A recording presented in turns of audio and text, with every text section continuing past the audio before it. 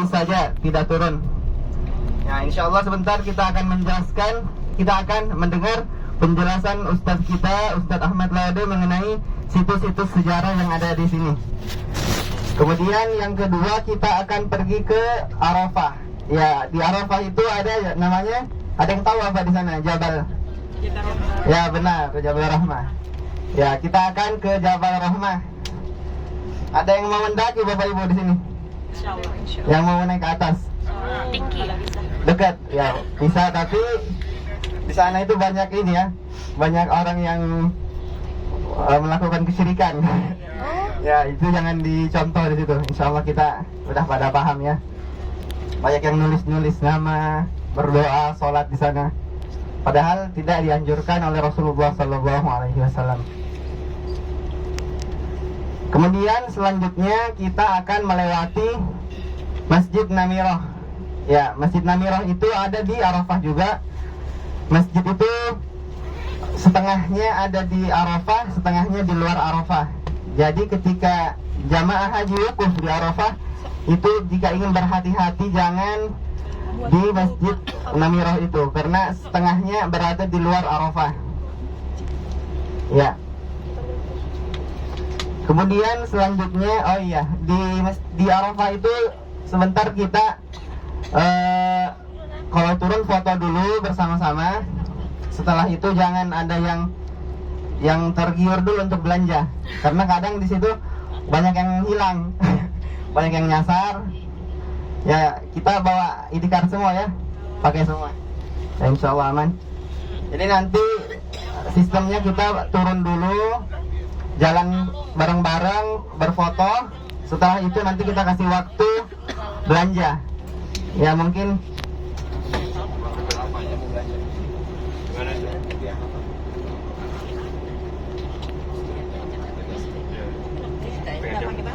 ya insya Allah dikasih waktu 30 menit kombinasi ketika di sana. Ya, jadi di Museum Wahyu itu terletak di kaki gunung Jabal Nur. Ya, kita tidak mendaki juga Jabal Nur, hanya di kaki gunungnya.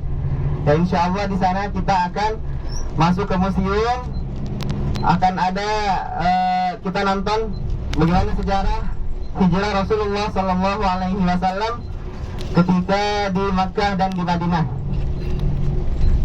Kemudian selanjutnya setelah di Museum Wahyu kita akan keluar di pusat perbelanjaan. Nah, nanti di sana ada tempat perbelanjaan lagi yang kedua. Ya, kalau mau belanja insya Allah bisa nanti di Arafah, kemudian di Jabal Nur, di Museum Wahyu tersebut. Bapak Ibu sini udah tukar uang semua ya? Atau ada yang belum? Belum. Ini belum. Oh belum. Ya, qadarullah stok yang saya pegang habis. Insya Allah nanti sebentar kalau pulang bisa saya tukarkan kembali. Jadi mungkin Bapak Ibu yang belum bisa dipinjam dulu uang sama teman kamarnya. Ya, nanti bisa hubungi saya berapa yang mau ditukar. Insya Allah sebentar ketika pulang saya tukarkan. Market mau lewat aja kan? Lewat ya? Mau lewat aja? Iya, lewat aja. Soalnya macet ya. Mau dari sini. Ya, kemudian yang terakhir nanti kita setelah dari Museum Wahyu insya Allah kita balik ke hotel ya menjelang siang ya. Kita waktunya pas waktu makan siang insya Allah. Demikian yang dapat saya sampaikan. Selanjutnya saya serahkan kepada Ustadz Ahmad Laude. Falyatafaddal mashkura.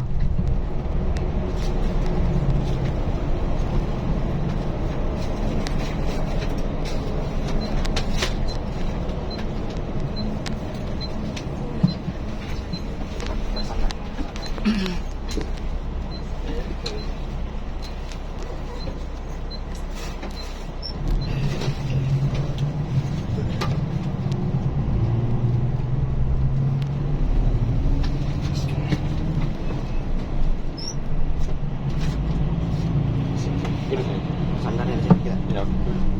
Foto. Suruh Disuruh foto sana. Begini. Kalau tidak ini.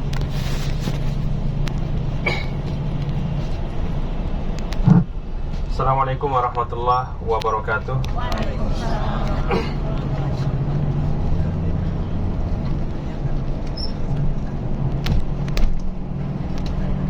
Alhamdulillah, salatu wassalamu ala rasulillah wa ala alihi wa sahbihi wa sallama tasliman katsiran.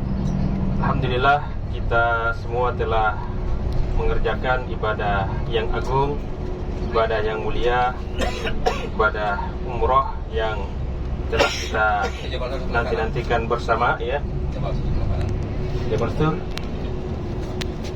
Baik, itu Jabal Sur di sebelah kanan, Gua Sur. Ya, itu adalah tempat di mana Nabi kita Nabi Shallallahu Alaihi Wasallam beliau ketika hijrah ke Madinah, beliau pergi ke Gua Sur untuk berlindung atau bersembunyi dulu dari kejaran orang-orang Quraisy. Jadi ini terletak di bagian selatan dari kota Mekah. Sebenarnya jalan untuk ke Madinah itu di bagian timur, tetapi beliau mengambil jalan malah terbalik. Ini diantara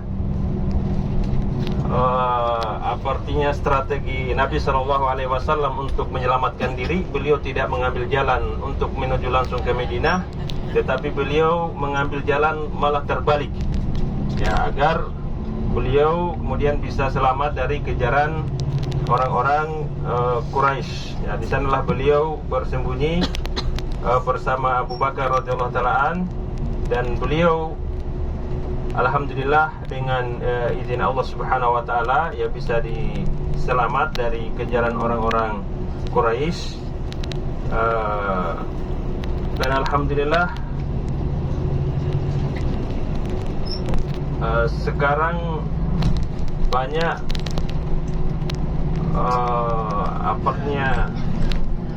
manfaat daripada perjalanan dari Nabi SAW ketika beliau dari Mekah menuju Madinah. Ketika beliau bersembunyi di sana, bahwa seorang dituntut untuk senantiasa mencari sebab agar dia bisa menyelamatkan diri dan bisa kemudian membebaskan dirinya dari mara bahaya. Sebelumnya saya doakan yang mudah-mudahan umroh Bapak Ibu sekalian diterima oleh Allah Subhanahu wa taala. Taqabbalallahu minna wa minkum shalihal a'mal. Semoga Allah Subhanahu wa taala menerima ibadah umroh Bapak sekalian dan juga menjadikan ibadah umroh tersebut menjadi amalan soleh yang diterima dan semakin menambah derajat kita di sisi Allah Subhanahu wa taala. Umroh dan makbulan, umroh yang diterima, wa dzamban maghfuran. Semoga dosa-dosa kita diterima oleh Allah Subhanahu wa taala, wa salahan lana wa lakum, dan semoga mudah-mudahan ini menjadi kebaikan kami dan Bapak Ibu sekalian. Ya, alhamdulillah kita semua sudah berada di kota Mekah Al-Mukarramah. Alhamdulillah, kota yang disebutkan dalam Al-Quran Ummul Qura, induknya Al-Quran, induknya daripada negeri-negeri. Ummul Qura, induknya daripada kampung-kampung, ya, di mana semua kampung mengikuti Madinah, mengikuti Mekah. Ya, alhamdulillah waktu sholat kita mengikuti Mekah Al-Mukarramah. Demikian pula ketika kita mau sholat, ya, kita berkiblat di Mekah Al-Mukarramah. Dan kita tahu bersama bahwa kota Mekah Al-Mukarramah adalah kota yang paling utama, kota yang paling mulia di muka bumi ini, sehingga para ulama menyebutkan bahwa Mekah Al-Mukarramah ini adalah negeri yang paling afdol dan paling mulia di muka bumi ini. Maka bersyukurlah kita semua bisa berada di tempat yang dimuliakan oleh Allah Subhanahu wa taala di muka bumi, dan di sana banyak sekali keutamaan-keutamaan dan ibadah-ibadah yang Allah Subhanahu wa taala sunahkan kepada kita semua. Kemudian yang berikutnya bahwa perjalanan ibadah umroh tentu bukan hanya kita tawaf, bukan hanya kita sa'i, akan tetapi lebih daripada itu adalah bagaimana mengajarkan kita untuk bersabar. Ya, mulai dari kita naik pesawat harus bersabar. Ya, goncangan pesawat, masya Allah. Ya, kemarin itu luar biasa. Setengahnya memang digoncang terus, diuji keimanan dan ketakwaannya. Ya, saya 7 tahun alhamdulillah ketika bolak-balik Madinah Jakarta tidak pernah seperti itu sebenarnya. Ya, artinya bisa tidur nyenyak, nyaman.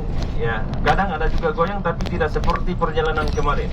Ya, qadarullah mungkin itu dilihat ini, oh iman-imannya kuat semua ini. Jadi diuji dengan kesabaran supaya tambah bersabar. Ya, ini ya tentu kalau kita bisa bersabar dengan ya ujian-ujian dari Allah seperti ini semakin akan menambah pahala kita. Ya, kemudian kemarin qadarullah ya pas juga kita mau pergi tawaf, ada yang belum tiba kopernya 2 orang. Ya. Itu lebih deg-degan lagi daripada pesawat kayaknya itu.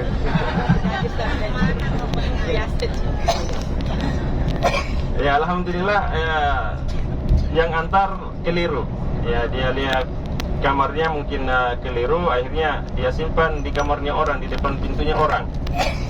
Ya, akhirnya kita cek, kita cari, alhamdulillah kita sudah dapat. Ini ya sebelum umroh sudah dapat pahala duluan, bersabar dulu, melebihi lagi yang lainnya.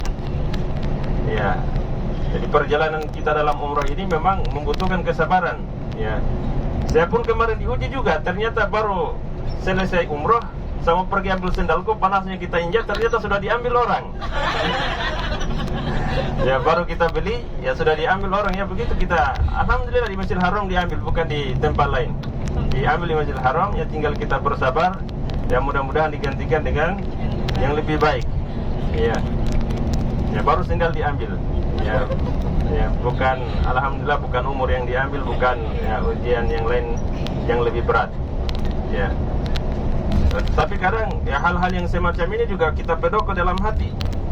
Ya, cuma usahakan kita ridho dengan apa yang telah Allah Subhanahu wa taala tetapkan, bahwa semua yang Allah tetapkan dan takdirkan kepada kita semua itu adalah untuk kebaikan kita semua. Ya, tidak ada dari takdir dan ketetapan Allah Subhanahu wa taala melainkan itu adalah untuk kebaikan kita semua. Ya, di dalam perjalanan umroh ini ya kita semua mudah-mudahan bisa mendapatkan pahala sabar yang 3. Jadi sabar itu disebutkan oleh para ulama itu ada 3. Ya, sabar mengerjakan ketaatan, sabar menjauhi larangan, dan sabar dari takdir Allah Subhanahu wa taala. Ya, sabar menjalankan ketaatan. Yang salah satunya kita umroh memang berat. Ya, pagi-pagi kita sudah tiba di hotel, habis itu ternyata kita mau istirahat tidak bisa, ya kita langsung lagi pergi umroh. Ya, apalagi kita susah tidur, tidak bisa tidur. Ya, bahkan ada mungkin yang beberapa hari tidak tidur, ya jadi setengah mati dia mengerjakan ibadah ini. Tentu ini akan semakin menambah pahala di sisi Allah Subhanahu wa taala. Kemudian sabar di dalam umroh ini harus kita perhatikan, ada 3 ini macam kesabarannya. Kesabaran yang pertama dalam mengerjakan ibadah ataupun umroh ini kalau ingin mendapatkan umroh yang diterima oleh Allah, kita harus bersabar dengan ya 3 perkara ketika mengerjakan ketaatan. Ya, sebelum beribadah ya kita harus ya sabar untuk tetap ikhlas dan tidak ria di dalam beribadah. Ya, karena sekarang ini kadang yang menjadi masalah, kita tidak sabar dalam hati kita. Ya, pengennya ingin dilihat sama orang. Usahakan ditekan itu jiwa agar tetap bersabar ya, sehingga ibadah umrah itu dari awal itu sudah ikhlas. Kemudian di pertengahan, ya di pertengahan ibadah juga perlu kesabaran. Karena kadang ketika kita mengerjakan ibadah di pertengahan ibadah atau di apa artinya di tengah umrah ini banyak sekali apa artinya godaan-godaan dari syaitan. Ya, ketika kita mengerjakan ibadah ya termasuk ibadah umroh. Demikian pula sabar setelah mengerjakan ya ibadah umroh. Ya, bagaimana kesabarannya? Tetap ditahan, jangan sampai kita ria. Jangan sampai diceritakan kepada orang lain, saya begini di sana, saya begini, masya Allah. Tapi tujuannya supaya dipuji, jangan. Jangan sampai ibadah yang sudah capek-capek, kakinya sudah pegal-pegal semua, ya kemudian ternyata tidak mendapatkan pahala dari Allah Subhanahu wa taala. Karena setelah menyelesaikan ibadah ini ibadah harus tetap dijaga. Salah satunya jangan pernah menceritakan dan memamer-mamerkannya kepada orang lain. Ya. Dan ini perkara yang berat pada saat ini untuk tidak memamerkan ibadah. Kemudian yang berikutnya, ya sabar, ya menjauhi maksiat. Ya tentu jiwa kita itu terus mengarahkan kita untuk mengerjakan perkara-perkara yang tidak diridai oleh Allah. Setan terus menggoda dan jiwa kita terus menginginkan agar kita melakukan hal-hal yang dimurkai oleh Allah Subhanahu wa taala. Maka kita harus tetap bersabar untuk mengekang kita punya jiwa, kita punya syahwat yang condong untuk melakukan keburukan-keburukan. Dan kemudian yang ketiga, ya sabar terhadap ya takdir yang tidak menyenangkan. Ya banyak hal-hal yang menimpa kita dan itu tidak menyenangkan. Maka yang pertama harus kita ketahui bahwa takdir Allah Subhanahu wa taala itu semuanya baik yang untuk kita. Ya. Dan betapa banyak hal-hal yang kita anggap baik, ternyata di kemudian hari di sana ada yang lebih baik. Ya. Mungkin ini saya ceritakan, masih jauh ini. Kita ke mana ini? Arafah. Ke Arafah dulu, Mina sudah. Ke Arafah dulu ya? Nanti Arafah dulu. Nanti sudah jam masih jauh Arafah? Arafah sebentar lagi. Oh, sebentar lagi.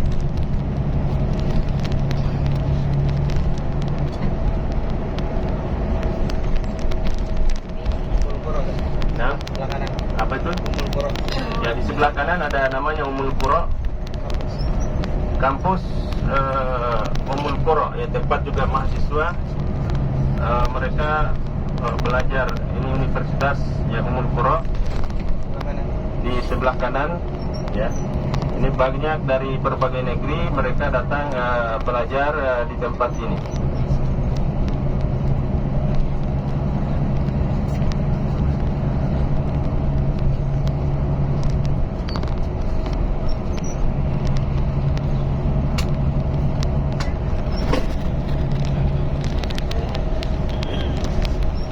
Ya, kalau tempat-tempat ini juga saya tidak tahu juga apa ini, tempat apa ini.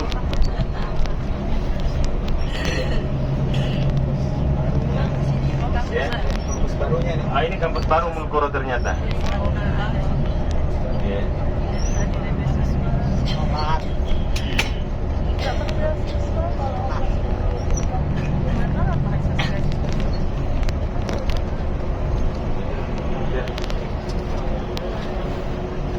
Ya, jadi kalau kita lihat ya jauh beda ya dengan pemandangan negara kita ya.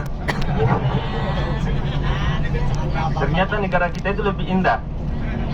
Ya. Tetapi Allah lebih memilih kota ini untuk menjadi tempat yang paling mulia. Ya, ini adalah ketetapan dan takdir dari Allah Subhanahu wa taala, bisa mengangkat derajat siapa saja yang Allah kehendaki dan bisa menurunkan derajat siapa saja yang Allah kehendaki. Jadi tidak ada keutamaan kita lihat cuma gunung-gunung, ya tidak ada pepohonan yang indah. Seharusnya kalau dilihat dari keindahan, Indonesia itu paling mulia sebenarnya. Cuma qadarullah, ya. Negeri kita ya tidak seperti kota Al-Mukarramah yang dimuliakan oleh Allah Subhanahu wa taala. Ya, itulah yang bisa kita lihat, gunung-gunung banyak sekali. Apa kehidupan di sini? Ya tidak ada sebenarnya. Ya. Kalau orang berpikir apa orang mau minum di sini, tidak ada air. Ya, memang di sini awal mula kita negeri ini alhamdulillah Allah berkahi, bermula dari siapa? Bermula dari Ismail dan Ismail. Itu dua orang itu yang tidak ada modal mereka di sini cuma air Zam-Zam, cuma air satu mungkin jerking itu sudah banyak sekali. Kemudian kurma satu keranjang. Ya, kemudian apalagi tidak ada, itu saja. Ya, hidup diletakkan di tempat Zam-Zam yang kita minum. Tidak ada kehidupan, tetapi Allah kemudian memberikan ya keberkahan pada hidup mereka hingga jadilah ya Mekah ya seperti ini. Ya, jadi keberkahan hidup ya kalau itu datang pada seseorang maka insya Allah akan ya, memberikan ya kebaikan yang sangat banyak. Ya kita akan masuk ke Arafah apa ya? Ya ini ya inilah Arafah ya yang Di sini tempatnya jamaah haji untuk wukuf, ya, wukuf di Arafah. Rasulullah menyebutkan al-hajju Arafah. Haji itu Arafah. Ya, orang yang tidak wukuf di Arafah maka hajinya itu tidak sah. Ya, bagi yang mau haji, bagi yang mau pada mungkin umroh lagi, ya lihat, oh ternyata ini Arafah. Ya.